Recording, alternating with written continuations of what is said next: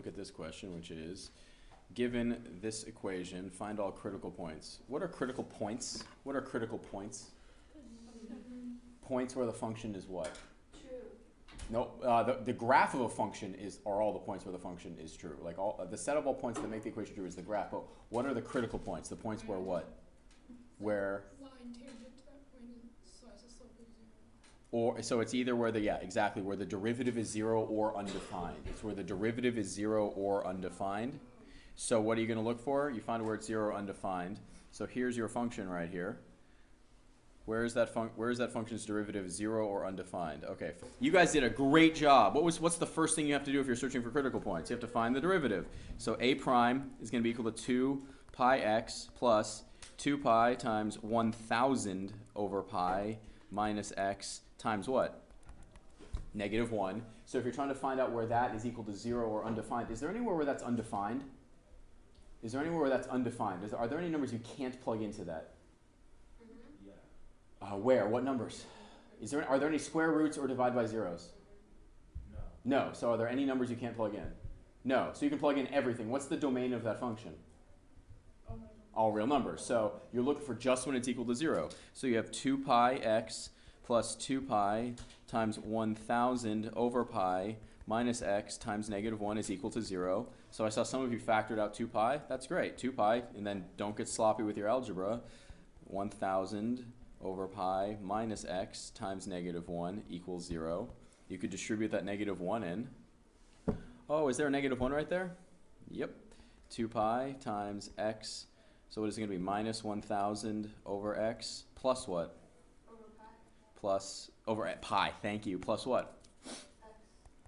Plus x equals 0. So you have 2 pi times 2x minus 1,000 over pi equals 0. What could I divide both sides by? What could I divide both sides by? 2 pi. If I divide by 2 pi, it just becomes 2x is equal to 1,000 over pi.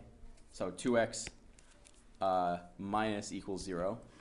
So what do you end up with? 2x is equal to 1,000 over pi. So what do you end up with? X is equal to what? X is equal to what? 500 over pi. So some of you made different variations of mistakes. What kind of mistakes did you make when you were doing this? You would need to take this number right here and plug it in right there to get the other value. At this kind of question, I would let you use a calculator for. You could simplify it. It's not that bad. You could simplify it, but you could use a calculator to find that. Do that for me right now. Use your calculator and tell me what the decimal point is. So it's going to be 500 over pi, comma, something. Tell me what it is. Okay, so how many of you drew a rectangle? What do you label next on the rectangle? What are you trying to find to answer this question? The color of the rectangle? No. The name? No. The area. So what are the two things you need to, what are the two values you need in order to get the area for a rectangle? Length and width. So let's call this the width and the length. So the area is equal to what? Length times width. Correct? Yeah. What's the one thing they tell you there? Suppose you have 1,000 feet of fence. If you have 1,000 feet of fence, what can you tell me? The perimeter. The perimeter. What's the perimeter for this equal to? 1,000. But what's the other way you can write a perimeter? 2 Yeah, there's 2 L's and how many W's? 2L plus 2W. So if you take these two equations right here and put them together, what do you end up with? 1,000 is equal to 2L plus 2W. 2L plus 2W. Which one do you want to isolate, L or W? It doesn't matter, but I'm just giving you the... Okay. Fine, I will not give you free choice. It's okay, no more free choice. You guys apparently don't like choice. So, which one do you want to isolate? L. Hey, there we go. Let's isolate L. We could divide by 2 first.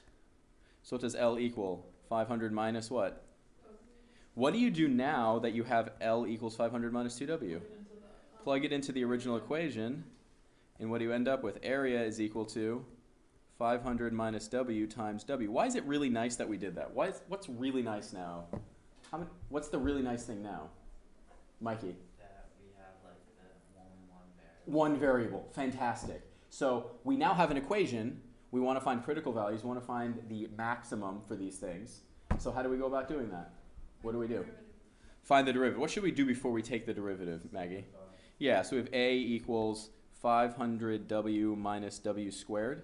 So what does A prime equal, Annie? A Yep. Minus two W. 2W. So we want that to equal what? 0, right? Yeah.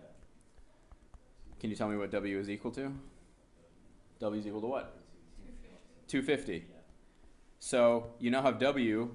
What can you get now? If you plug that in there, what do you get? L. L is equal to what?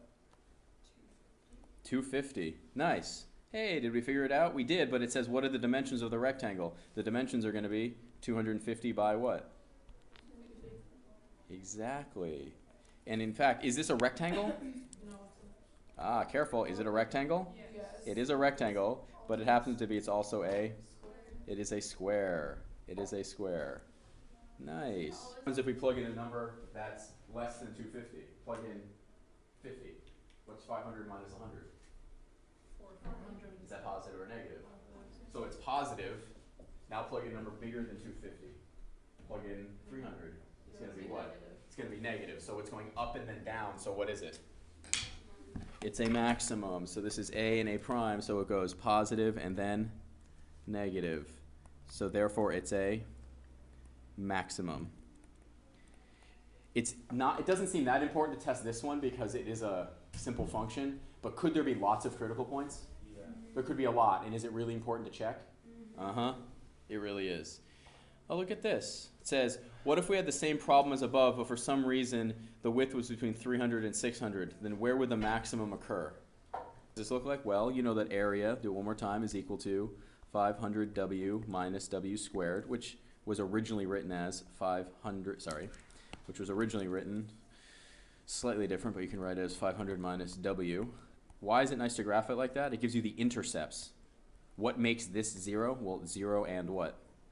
500, and it's a parabola facing down, and you know a 250 is when it's at its maximum. So where is this? Oh, there's 300, and there's 600. So from here to here, where is the graph highest? It is highest right there.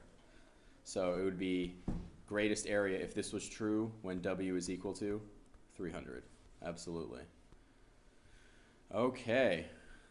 You have your wall, and here is your fencing. And you have 1,000 feet of fencing. Sometimes you might do 1 as L and something like that. So the perimeter in this case is 2W plus L. So you know it's 1,000 is equal to 2W plus L. So maybe you write, I don't know, L is equal to 1,000 minus 2W. But you know the area is still length times width, correct? So you know area is going to be 1,000 minus 2W times what? W? Is that, there's the W right there. And this right here is the L right there. So what do you do before you take the derivative? What should I do before I take the derivative? Yeah, 1,000 W minus 2W squared. So you have A prime is equal to 1,000 minus what? Oh, come on, kids. 4W. So we want 0 equals 1,000 minus 4W. So W is going to be what? 250. W is going to be 250. You want to get the dimension, so where do you plug that in? Right there. And what does that mean you get? You get, into, wrong one. Which one do I plug it into? If I want to get the one right above it, right? This one, because then if I do that, I get L is equal to 1,000 minus 500 is what? 500. So this thing will be 250 by 500.